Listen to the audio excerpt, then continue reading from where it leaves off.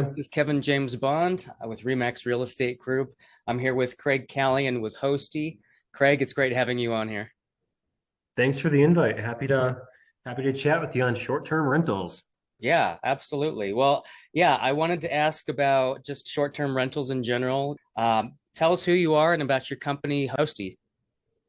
Absolutely. So my name is Craig Kallian. I am the business development here in Colorado Springs for Hosty, and we manage vacation rentals. So we do full turnkey service. We're local boots on the ground here, about an hour in every direction of Colorado Springs. And I guess taking a step back, when I say short-term rentals, the coin term, obviously everyone knows them as Airbnbs, right? They're Yep. the tissue box of the industry. You don't say Kleenex, you say tissue box. So I mean, like it's same concept. Airbnb is a tool that we use for our short-term rental management. We use about 50 different platforms to advertise these homes, including obviously Airbnb, and then the short-term definition is 1 to 29 day stays. So vacation rentals on the short-term basis. That's my first question is what constitutes a short-term rental? So as I understand, it's anything that's 30 days or less, or is it under 30 days? 29 days is the distinction that we have. And then, that kind of leads into, a larger conversation, right? So we're primarily, from what I understand, focusing on Colorado Springs. But, every municipality is going to have different restrictions and regulations on short-term rental, what they allow, what they don't. And then county will always be a little bit different too. So definitely do some research on the preliminary on the front end when you're looking into doing this and Mm-hmm. making sure that you're putting your best foot forward. So, but yeah, the by the book definition that we use, 1 to 29 day stays. Okay, got it. And how does a short-term rental compare to a midterm or a long-term rental? So, uh, people that have short-term rentals, how do they feel about having them? And how is this niche compared to mid and long terms? Sure, absolutely. And I don't know if we talked about this, Kevin, but I did long-term rentals for 5 years prior to this, and Okay. apartments, multifamily. And I could go on and on the benefits that I see from short term versus long term. But the biggest benefit that speaks to people on the front end is the revenue potential. So I always go with the analogy, it's like switching from a salary based job where you get your paycheck every Friday, you know what you're going to get. It's consistent, right?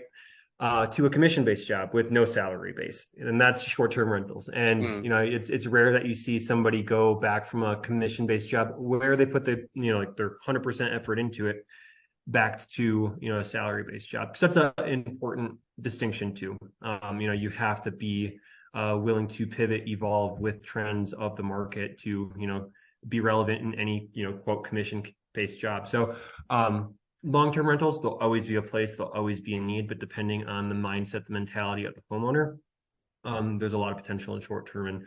And to your question on midterms, so midterms, the distinction for that is 30-day plus. And we did see, getting into a little bit market insight, big influx of midterm rentals this last year. I know, I'm sure you're very well aware of what the rates are doing, and the kind of backlog of homes not selling as fast as they were. So we're seeing a lot of people pivot to that midterm model, hmm. just because there's a lower barrier to entry. You don't have as much red tape when it comes to restrictions and regulations. So we did see a huge influx of inventory on that side, and again, there's always a place for it, but I think with the mass numbers that got put up this last year, it's really going to be a honing in on what the customer is actually looking for in that market as well. Okay. Uh, So in Colorado Springs, what would you recommend to somebody who's thinking they've got a property and they say, maybe I short term or long term or midterm rent it? What would you suggest for them? Is Colorado Springs First, easier for midterms? yes. I mean, but the biggest thing with midterms is always talk to your HOA, because the HOA you can set it up, furnish it, beautiful home, ready to go. Don't read your covenants, they can shut you down. So Ooh. make sure it's good by your HOA to do 30-day plus rentals. Some of them have restrictions, that you can't rent the home for less than 6 months at a time, so on and Hmm. so forth. So always do your homework there. But I mean, there's going to be more revenue potential in the short-term side of things, 10 times out of 10. And it's just a matter of, I guess, location. Not every home is going to make a good short term. Not every home is going to make a good midterm. So having that mindset, like if you're a midterm, being close to a hospital, always key, or even Fort Carson, any of the bases, that's going to be, awesome for the bookings. And we've had some really high performers out east too. Mm. So location does matter, but the biggest, elephant in the room for short-term rentals in Colorado Springs is the permitting. So making sure that you're in the proper zoning. So zoning quick update where it stands currently, or Yeah. the permitting process is you have to be in multifamily zoning. So any R1 single family, PUD single family automatically, cannot have that non-owner occupied short-term rental permit. Okay. And then say it passes the zoning test, it can't be within 500 feet of another non-owner occupied short-term rental permit. And Mm. that's, I'm emphasizing the non-owner occupied permit because there is another permit that's, I guess applicable in certain situations. So there's the owner occupied, and that is if you are residing on the premises for 185 days out of the year, the zoning or density does not matter. So if you live on the property and you're renting out the mother-in-law suite, above your garage, or the, door down from your door in the duplex, those would be considered owner occupied permits. So any permitting questions, the Colorado Springs Planning Department has been a great resource. So again, the biggest piece that I can't stress enough is do your homework before you spend a bunch of money on a house or furniture. So Yeah, got it. Do your research. Well, call Hosty so and we'll do your research for you. yeah, absolutely. With the so with it's a primary occupancy, what you're saying, if you're in it at least 185 days, does that negate any of the zoning rules or any other rules? How does that work again? Yep, it does. So you just have to prove, first you'd sign an affidavit with the city saying that you do indeed reside there for 185 days out of the year, has to be notarized, and then they have you prove it's your residence, with various different methods, ID, registration, so on and so forth. So you have to provide two forms of that, and then Hmm. yes, it does negate any red tape when it comes to zoning or density, and you see that sometimes too with snowbirds, where they're staying here 6 months out of the year, and then living in Arizona for the other 6 months, and bouncing back and forth. So it's a great model for people who are looking to have that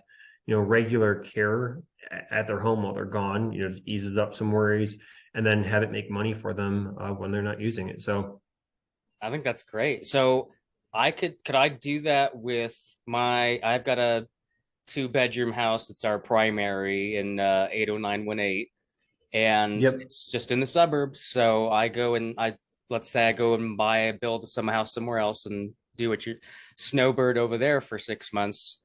I don't have to worry about it being zoned R1 or PUD. It's good to go because yep. I'm staying in at least 6 months out of the year. Yes. So with the current plan that the city has, it hasn't changed in Okay. quite some time, but not to say it can't. But yeah, how it stands currently, you wouldn't have any issues with that as long as you do those steps. The signing of the affidavit, the checklist, and then the proof of residency. So yeah, it's a great option. Okay.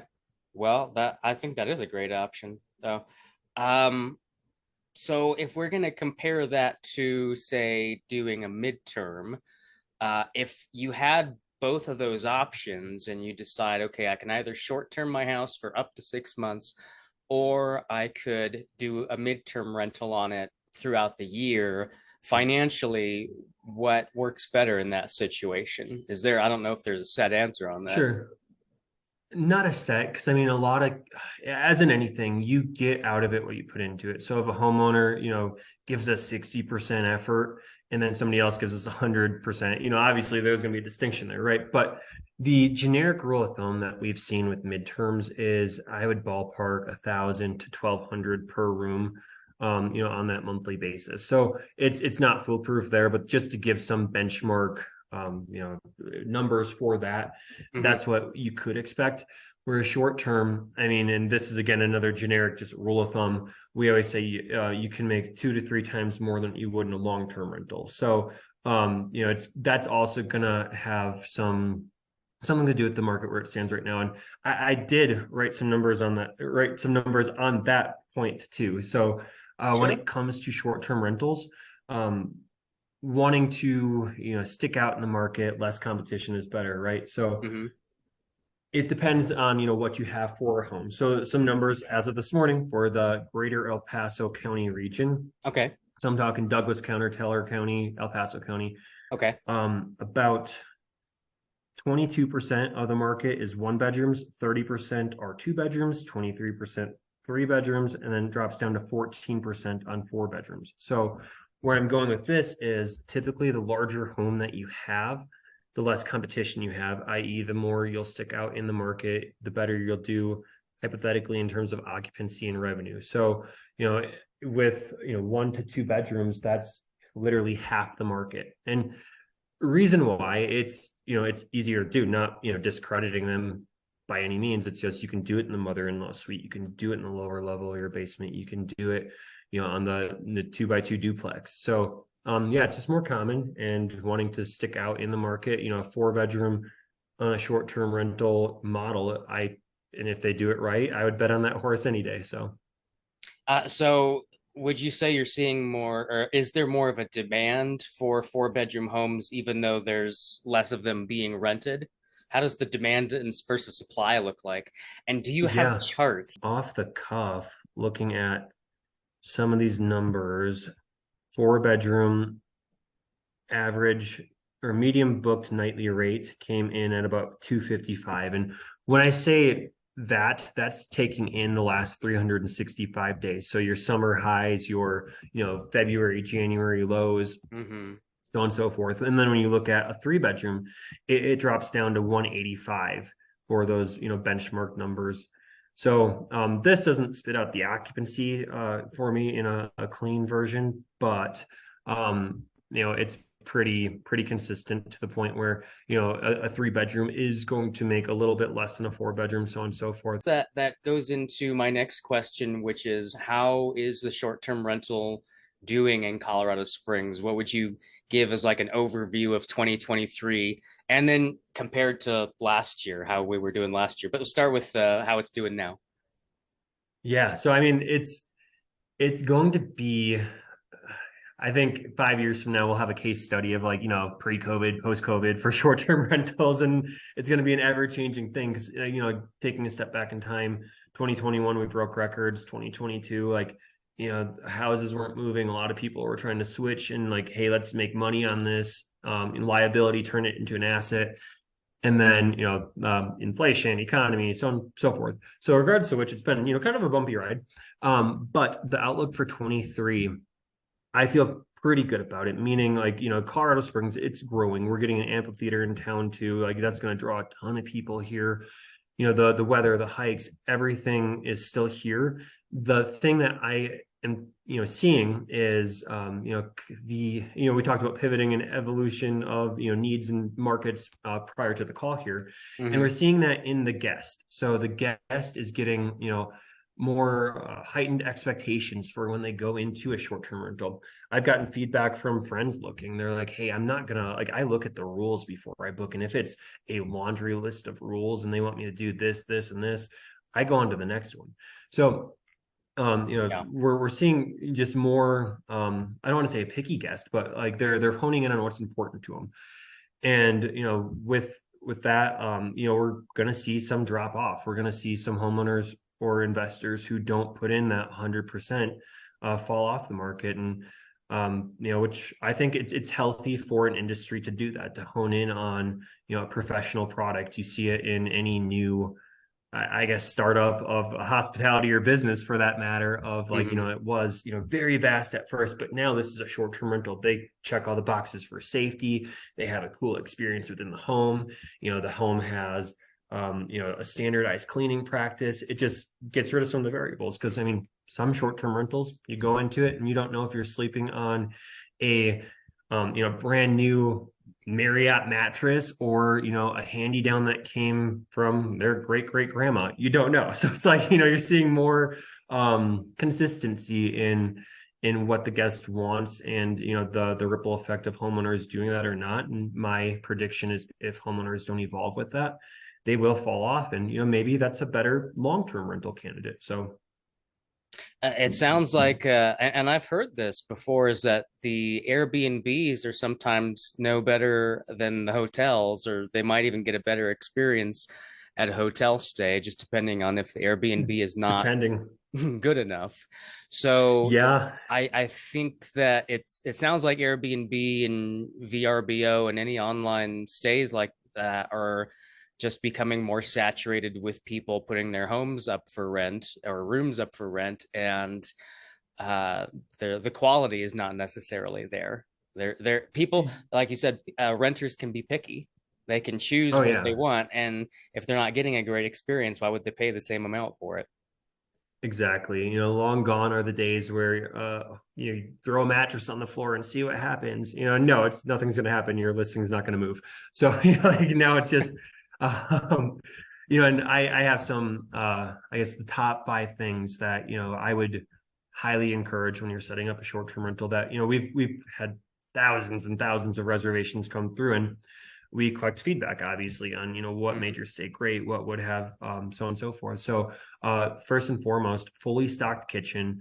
I was just in we stayed in a cabin this last weekend. Well, yeah, we got back on Sunday for my Yeah. girlfriend's birthday, and we had 10 people, big group, 4 bedroom, right? And we made a lot of meals in the house, and it was not a fully stocked kitchen. It made it a little bit difficult. I mean, we have leftovers, no Tupperware to put it in. We have to store it in a crock pot and just, Yeah. piece together some utensils that we didn't have and make up for it. So, I mean, it didn't Mm, wreck our stay, but that definitely would have been something nice to have, fully stocked kitchen. And right. at Hosty, we've compiled a list of things that we've gotten, feedback over the years, what makes that. And I'm happy to share that with you too, if you wanted to, put that in here. But, and then fully stocked kitchen, comfortable mattresses. Sounds like a given, right? Hmm. A couple weeks ago, I was in Montana snowboarding, and I had to sleep in a bunk bed. Please don't do bunk beds. But that could be a whole podcast that I do. But the bed was terrible. I'm in my 30s now. If I don't have a comfortable pillow and a mattress, like I wake up the next day and like it's not pleasant. So I was forced to do yoga the next day because of this. But comfortable mattress. Marriott sells mattresses. So I always like to point that out. For that, hotel quality mattress. I don't know if I've ever had a bad night's sleep at a Marriott. Mm, And I think it's awesome when our homeowners spend the money on those mattresses. Mattresses, there's certain items where you can save money, but I do not recommend saving money on your mattress. Get the high quality. That's where it's going to make or break your stay. And that's the then number one, third, or that's number two. yeah, oh, for sure. Well, and like third, like high topic that people like to argue and fight about is AC. So I mean, I Okay. always say you would not rent a hotel room without an air conditioner, would you? And then a lot of times they're like, oh yeah, you're right. No, I wouldn't.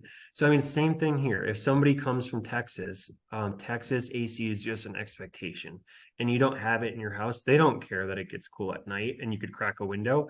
Plus, like if you're in an upstairs room, like it's still not pleasant. So AC is something too that if you don't have it, it's not when you get a bad review, or not if, it's when you will get a bad review. Somebody, you could have it in the title, you could put it in the check-in instructions, you could message it to them directly. There's no AC. It's going to be 80 degrees at night in the upstairs bedroom, and they're not going to think about any of that prior context, and they're going to be, just an Mm, angry guest, and that's going to be a bad review, which could have a ripple effect of loss of reservations, so on and so forth. So AC is another huge one. got it. um yeah, and then fourth, coming in at number 4, Colorado, 300 days of sunshine. The outdoor space is crucial too, if you have it. Now, some homes don't have that, lug or, feature, benefit, whatever. But Yeah. if you have a cool outdoor space, a propane fire pit, propane fire pit. Don't endorse the wood burning because we don't want to have another forest fire. But the propane Hmm. fire pit, rope lights, hot tub will always elevate that listing to the next level. So just a cool outdoor, area where people can hang out, grill, play yard games. That's going to be, a big money maker too. And Okay. then coming in at number five is, we appreciated the renovations. It felt modern, or it was like, upscale cabinet feel, or it could have used some updating. So, if you have those eyesores of appliances or, counters that look like they've been, through the ringer, I encourage doing some updates. And that's gonna again make or break your listing too, because it's something to, if somebody has a bad trip here, their flight was delayed, they got a flat in their car rental, they argued with their significant other the whole way, and then they come and there's a scratched up counter and the fridge looks like it's from the 70s, and it's not what they're expecting. It's just going to have a ripple effect as well, where if they walk in the house and have that wow, this is amazing, mentality, it's it could heighten the mood even. And people are looking to rent these that, they're living outside their means for a weekend. I mean, that's what we did this last week, and I wish I could have afforded the house we stayed in, but someday, it's a beautiful cabin in Buena Vista. And it did create an experience, and we had people from Florida that stayed with us, and New Mexico, and they thought it was the coolest thing seeing like all the mule deer running in front of the house, which yeah, it's like for me, I'm like, oh, they're all over here, but it's just creating that experience there. And I complained about the kitchen not being fully stocked, but overall it was still, we left happy and satisfied with our decision to purchase, or not purchase, but rent that house for the weekend. Hmm. I think those are some great valuable tips. I would not have thought of any of those, and just getting that prepared, getting Hey, your own house or property prepared for that sort of thing, for renting it out. sure. Yeah, and I mean, like I said, we've had thousands and thousands of reservations, and we'd be ignorant to not listen to them and adapt our processes to stay relevant in the market. And that's it's going to change. We could be having a completely different conversation 5 years from now on these top five things, but currently where they stand in the data we have, that's what they are. And that's the thing, always being willing to change to stay relevant. So Yeah. And just providing those little amenities, those little extra things, like you oh said, yeah. that make the difference in between having an okay stay and having an amazing Yep. stay. Well, something else, like, I guess a situation this weekend too. One of my friends cut her finger, and there is no first aid kit in this short-term rental. Luckily, I have Oh, band-aids in my car for some reason, like my visor, uh-huh. and that's something at Hoste we certainly stress and look at. We, as a company, all became short-term rental safety inspector certified, and like look at things differently, because I don't mean this in a bad way, but I always tell homeowners, you want to picture the most ignorant person times that by five. You want them to get through your home without hurting themselves and being able to navigate safely and effectively. Mm-hmm. So a first aid kit at least, at the very bare minimum, and adequate smoke detectors, carbon, fire extinguisher. In all of our houses we put a safety emergency card on the fridge that has the address, because in the event that something bad happens, my girlfriend booked this house this last weekend, and if she passed out for whatever reason, I would have to look up, scramble, try to find the address, and time is very crucial in those situations. So Mm. that's another thing. I mean, it didn't make my top five list, but it should.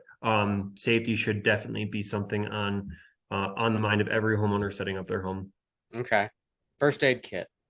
I Yep, first aid, remember, it's so small, but well, we did have a first aid kit in the place we stayed in Mexico, and it was a little villa by the beach, but it was one of the okay. prominent things I remember being there. And I remember using it because our legs got scraped up on the shore, coral. Yep. But yeah, Oh it's yeah. essential to have. Yeah. So and it's such a little thing that can have such a big difference. So I wanted to ask you about like how much it costs if you're gonna get started in furnishing for a short or a midterm rental. How much does that typically cost for a property? absolutely. So I'm about to have a firsthand experience of that, because I'm setting up one right now, a little two bedroom. But Oh, okay. so I don't have any numbers for you yet on my personal experience. And there's a couple different ways you could approach this.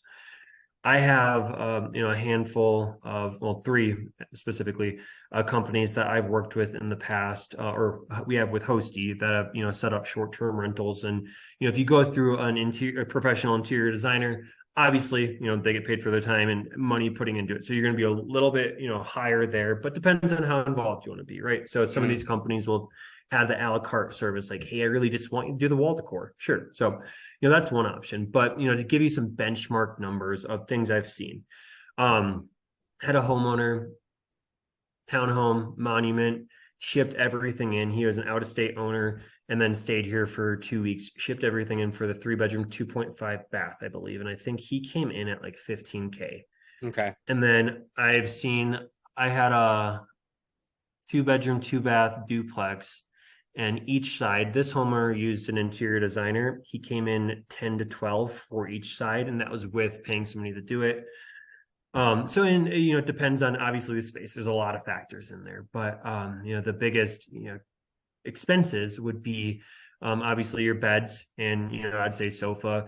If you're getting a hot tub or games, like I encourage like air hockey or foosball, stuff like that. So it depends on how much again you're looking to put it. And I say that I realize everybody has different financial constraints, and like if you don't get a foosball and a pool table, you're not going to make it. That's not necessarily true, but having some plan to continue to put money back into the asset is crucial. But I mean, with the 3 bedroom and the 2 bedroom, I'd say maybe a safe rule of thumb.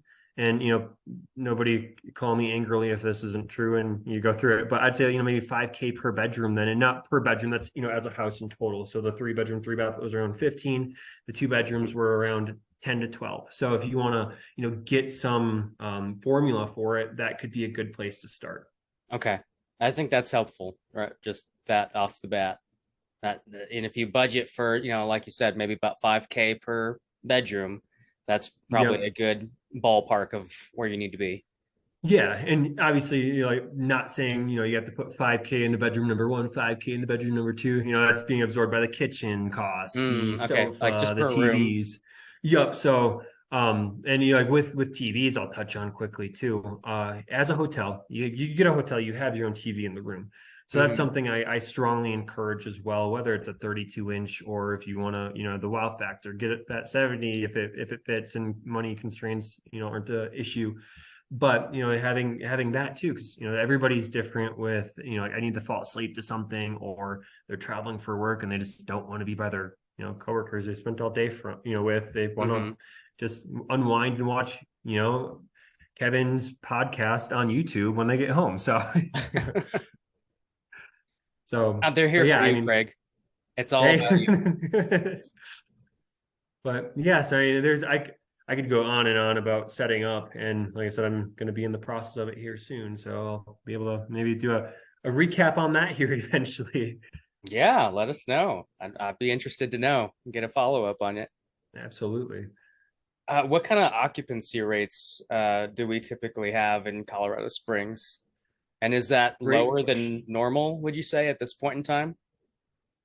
So normal for me is a relative term the last couple of years is because it's been all over the place. But I will tell you, the market it's been keeping up with demand. So I mean, in 2021, I would say we were, like high 70s, low 80s for occupancy. And of course, I'm talking the course of a calendar year.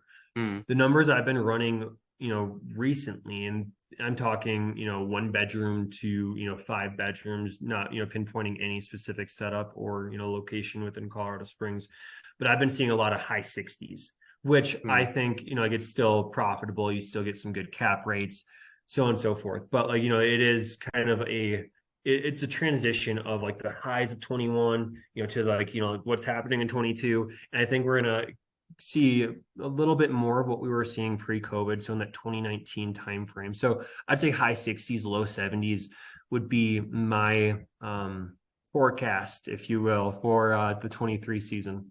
Okay. Puts it into perspective. What's Yeah, a and typical rent for something in Colorado Springs? so I wrote that down too. So ADR, average daily rate, for the good, the bad, the ugly, the shack in the back that looks like you wouldn't want to stay there too, the mansion, the Yeah. average daily rate as a market whole was 203, and that's for the last 12 months. So, like I said, it's hard to pinpoint. That's with everything. So like your Right. 4 bedroom with a hot tub is going to have a higher rate than your room rental, obviously. Hmm. So, but yeah, I mean that gives some context to what we're seeing. Yeah, if you were renting out like a 3 or 4 bedroom house, would that be what would the average on that kind of a square footage be? I would say so. I mean, when I'm looking at 3 and 4 bedrooms specifically, the median booked rate is about 180 to 250 per night. And like in the summer, you'll get those $500 per night stays. And Air Force graduation, that's a huge one here where people book a year in advance in some cases. So Mm. you'll have that. And that's where like we use a smart pricing, dynamic pricing system, and we have a full-time revenue manager to look at and monitor that because it is so fluid. And we do have certain events that come to town where it does increase demand significantly. So capitalizing on that is crucial. And that obviously plays into these averages, but kind of a bragging moment for us at Hosty when we run the market numbers to like our homes that we manage to homes just everything else on the market, we Hmm. typically tend trend like 25 to 30% higher on those rates typically. So if any homeowners are watching this, are like, I didn't do that last month. That's the standard that we normally see. So it's a great stat to brag about. And I think that the revenue management is a huge part of why and how we do that. Okay, great. Is there anything that any typical questions you get from people about short-term rentals that you wanted to talk about? Yeah, I mean, location is like where are you seeing good numbers right now? Like we talked mainly Colorado Springs here, but Hmm. we are seeing some moves in secondary markets, I'd say. And like I almost bought down in Pueblo. Never thought like I'd say Pueblo for vacation rentals, but they have a lot going on or going I forward for Pueblo. I did some research and they have a grant to increase tourism, so on and so forth. So again, not giving investment advice, but they were market a B plus for the grade A rating, and Colorado Springs was a B minus. So simply Oh, for the fact that Colorado Springs, that truck's already in the fast lane, whereas Pueblo is getting on the interstate. They have 230 listings, and they were high 70s for occupancy, and I think I'm going off the cuff here, but it was like 140 for an average daily rate. So I mean, you get more house for your dollar there, and the market still indicating that there is a demand for short-term rentals. And then I'm seeing like I purchased in Woodland Park outside the city limits, of course, because they are mhm. going through some changes with their current permitting process. So Teller County doesn't have any limitations at this point. So those are the two areas I kind of have my eye on. And then I mentioned the amphitheater. I believe that's going to be set for 2024, but that's really going to Okay. bring a lot of demand to the northern parts of town. So like watch Mm, Black Forest, okay. Monument, Glen Eagle. Yeah, that's a good point. So, well, So those yeah, are some good areas to look out for. Even more than Colorado Springs, you've got some potential for around Colorado Springs. yep. I imagine that's just because Colorado Springs short-term rental market is already saturated enough, so to speak. Yep, it's in the fast lane. It's moving. Everybody knows about it already. And, not to discourage people, by all means, like it's still possible. You can still make some, great revenue on it. But, Especially if you already have a property here. That's you might as yep. well. I was asking you about property management, and so obviously that's what your company does. So, you tell us more about how that process works and what kind of cost that is, and what Sure. kind of returns I would say, versus somebody who's doing it themselves if they have the time to manage such a thing, versus what you guys can offer. Absolutely. And, as I kind of touched on in the beginning, we do full turnkey service. So, I know some companies do, hey, we'll just do marketing, so on and so forth. We might, roll that out here someday, but right now it's a full turnkey where we manage everything from, the guest communications to, coordinating cleaning teams that we work with or worked with throughout the years. Offsite laundry, we commercially launder all the linens. We don't do it in the homes. Maintenance, hot tub maintenance, obviously, revenue reports, and working with the homeowner on any needs for the home, so on and so forth. And like, revenue management, as I just talked about, that's, one of the bigger components and one of the focal points for investors. That's what makes, investing worth investing, make money on it. And then, with Hoste, we have our onboarding, and I'm sure every other short-term rental company will have, some variation of it, right? But our goal with onboarding the home is to set it up for success. We want to partner with our homeowners for the long haul. I mean, it's the greatest testament of our service when a homeowner wants to buy a second, third, fourth property to have us manage.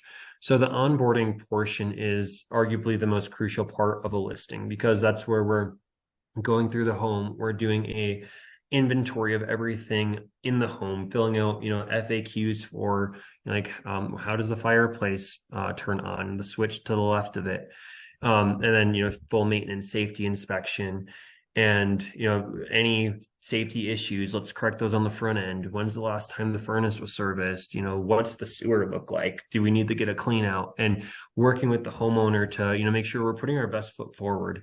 And if a listing has 3 5-star reviews on the first reviews, it performs something like 20% better for that first year. So keeping that mindset when we're setting things up, or preface, helping and guiding the homeowner to set things up, is crucial. And we like I said, we want to partner and be more of a partnership than a management company. Obviously, we manage the home, but we want to grow with our homeowners. So we have our account managers that work directly with each owner, and go through recommendations off of our regular inspections. Like, hey, like, I would recommend, getting rid of this carpet. It's not holding up well. Or like, have you considered doing this? And that would drive revenue. So just giving advice on how to grow the asset together is a huge value that I think that we've really honed in on here at Hoste. So, again, the elephant in the room, our management company, or fees, you got to pay us for what we do, right? So, our management rate is 25% for short-term rentals, and that comes strictly out of the nightly rate. So sometimes when people are talking on prices in this industry, they include that cleaning fee. We don't get the cleaning fee. We basically coordinate that and transfer that to our cleaning teams that we've worked with. And so yeah, I mean, that's strictly out of the nightly rate. And then there's the other front end guest costs that you'd see in the terms of service fee, whatever platform, or damage waiver if applicable, so on and so forth. So yeah, 25% for Hoste management. And we are we ask that a homeowner stick with us. Right now we have 6 months for our minimum contract length, likely going up to a year, just to get the full seasonality in there, because it's easy to get discouraged if you come on in February in the low of the market and then don't experience any of the highs of the summer. And that's something too. We are in a very seasonal market, and making sure that's a understood expectation going into it.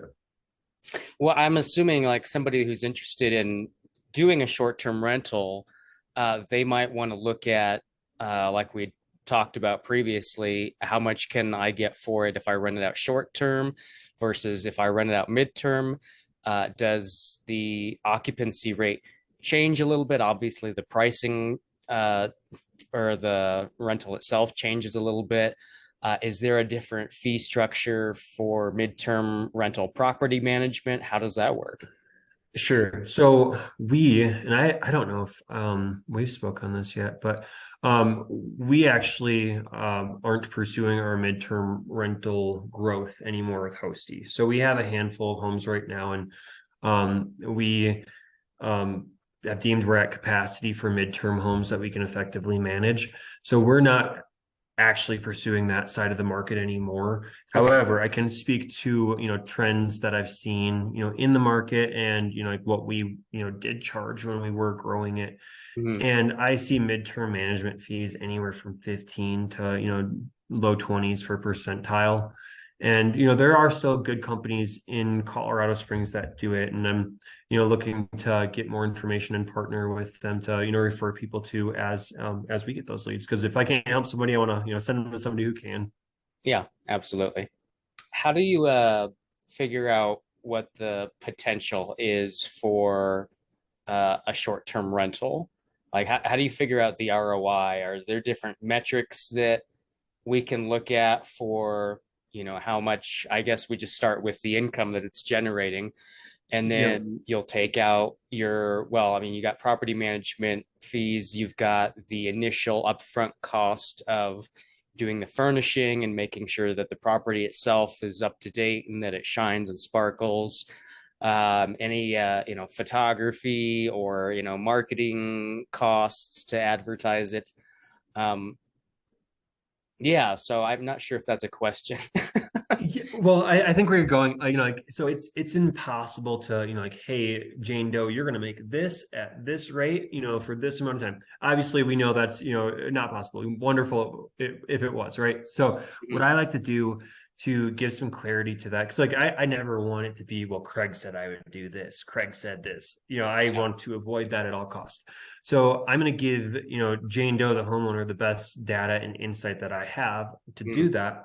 I can look up her address, draw basically a circle around it of other homes, likeness and size or location that are active short-term rentals, and then see their performance for the last 12 months in terms of occupancy and nightly rate. And then I can blend that with homes that we manage, again, likeness and size or location, and then I come to some benchmark averages. So I give a medium scenario, a high or low, and a high, where the medium is the actual numbers of the data collected above in my spreadsheet, mhm. and then I put the listings there that I compare it to any highlighted amenities. This one has a hot tub, so you can see why it's doing better, or this one had this and this, and again they can actually click through and see, which is great for a visual aid in setting up a home and seeing, like, hey, what is the competition? So, and with that, I'm not saying you'll make this. I'm saying if you put in this much effort, you could be on par with this home.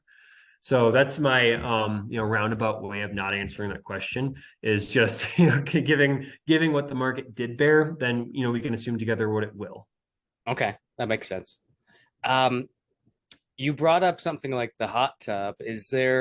Are there any particular amenities for Colorado Springs specifically that you would recommend a homeowner have make their particular Sure. property stand out in the Springs? Well, hot tub is top of that list, but not every home. I mean, if you have a one-bedroom home, even two-bedroom in some cases, like, but we have seen a direct correlation of increased revenue and nightly rate with a hot tub. But another home that we managed that I think did a really good job, because I mean, something that I'm sure you say all the time in real estate, highest and best used, right? So Hmm. we say that in the short-term side of things too, because what's the highest and best use of this second living room? Or in this case, I'll speak on a garage. So this house had adequate parking and it had a garage. And what they did was made it like a bar lounge area. They have a dartboard, they have a big screen TV. They obviously, like, painted and treated the concrete, sealed it, a shuffleboard, just really decked out the garage to this awesome hangout spot, and the Edison rope lights hanging in it. So I would say, like, the game room such as that is another desired amenity. And something that I'm seeing more and more of is, the nostalgic, like, Pac-Man games and whatnot, Mm. which I don't know. I've never looked into the, hard cost of that up front, but if one person books from it, it's worth it there. So just more so creating that experience of, like, hey, we can do this. We had things to do. I mean, and you going back to my personal experience, I mean, even this last weekend, they had some card games there that we all played. And, that's an easy one.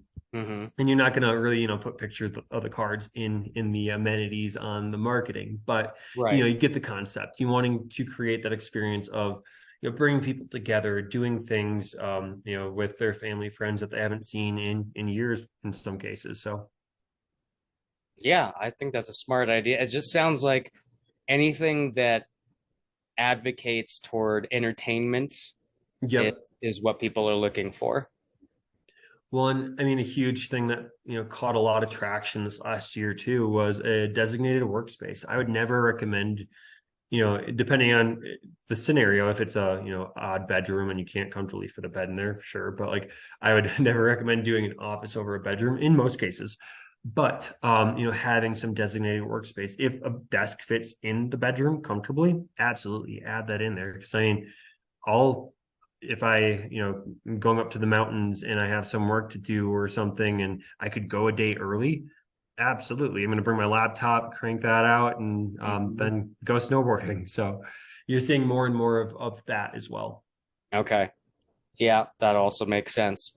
And what I heard was when people are doing short-term rentals, they're typically looking for more of a log cabin sort of feel that contributes to that Sure. vacation feel and not as much, a suburb house in the city. But if they're still renting in the city, Yeah. just okay, it's not the log cabin, but um, I'm assuming houses like that are still renting are still providing some sort of entertainment value. Like you said, Yep. they've got the hot tub, they've got the backyard to the flat lot for entertaining space, that sort of thing. Yep. And I mean, that's where you kind of go into, like some people are renting this to live outside their means for a week. And they might be coming from an apartment that if we get this whole house to ourselves, it has a backyard and there's a hot tub, this is going to be awesome. Mm, And, like then it also goes into, when we're working with a homeowner on the front end, what's the customer avatar here? Who's going to rent this home? And, talking about that on the front end to cater to that, while setting up. We have a lot of great wedding venues around town where, families will come in from out of state and rent a house for the week. mm, And same with like, I mentioned the Air Force graduation, so on and so forth. You'll get family to come in, they all get together at a rental. Because it's impossible for them to, they're from other states and not, talking down in the hotel industry whatsoever, but it's hard to do sometimes in that hotel atmosphere. hmm. That makes sense. So something with a lot of space, maybe does Yep, pretty well. spacious.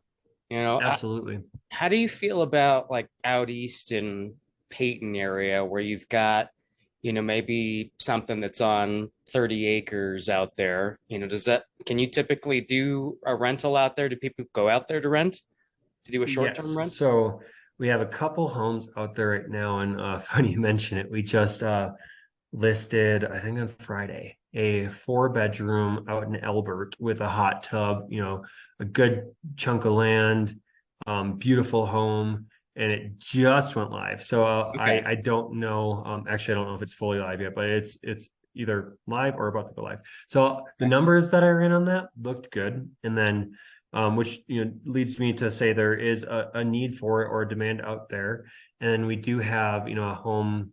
It's more so Falcon, like in the city, right? But Hmm. it does have those bells and whistles. It has a hot tub. It has a nice fenced in backyard. It has a TV in every room. It has a ping pong table, a sauna. So they really, went all out on creating that experience in the home, and that one does well. So, if you're to list a just basic 2 bedroom out there, it might have a little bit of a struggle, but creating that home where people will travel to it, whether it is that nice piece of land with the experience there, or even that house in the suburbs where you do all the bells and whistles, there's still yeah, some potential there. Okay, absolutely. Well, send me those links to those properties. I'll put them Yeah. up on here so that people can see an example of what you guys do. I think Okay. that'd be great. Yeah, so I'll send you those links, and then I'll put our checklist in there for you too, for our safety items to include in the home, and then I'll do some of these graphs for some visuals. Yeah, absolutely. I appreciate you coming on, Craig. Not a Tell us problem. where we can find you and where we can find Hosty if we want to look you up on social media and get in touch with you. How do we do that? Absolutely. So, a couple things for me. I'm on LinkedIn, so Craig.Kallian is my name, and then um, I email, phone, whatever works best. I mean, my email, which I'll also send you for um, well, you have my email, but so it's Craig craig.kallian KALLIAN at imhosty.com. And that's our website right now, imhosty.com as well. I say right now because we're in the middle of transitioning to a brand new website. So, Okay. but yeah, I mean, and we have, if anyone's ever curious on more like short-term rental stuff, Kevin's a great resource. Kevin's always been a diligent, like, hey, what about this house? What about that house? Which is wonderful. So you'd be in good hands. And then we have a podcast on our page as well if you want to dig into any specific questions that we may have covered in the past. So Sweet. What's the name of the podcast? STR Intel. STR Intel. Okay. Yep, that's your YouTube handle too. Yes. So we got a All right. lot of good content out there. And yeah, I mean, if anyone has questions on anything I spoke about today, feel free to, call, text. I'll put my business line in there too, which is 719-428-0479. So Great. All right. I appreciate it. Thanks so much for coming on and sharing your wisdom, Craig. I not appreciate the short-term rental info. It's nice to know what's going on in Colorado Springs and surrounding areas too. If people want to get involved and just buy property elsewhere, or if they have property in, say, Yep. Pueblo or Woodland Park or Peyton, I mean, you can do it just about anywhere, it sounds, and get a good Yep. return. Absolutely. Well, yeah, thanks for having me. I could yap about this all day if you let me. So anytime you want to know more, just let me know. All right. Thanks so much for coming on, Craig.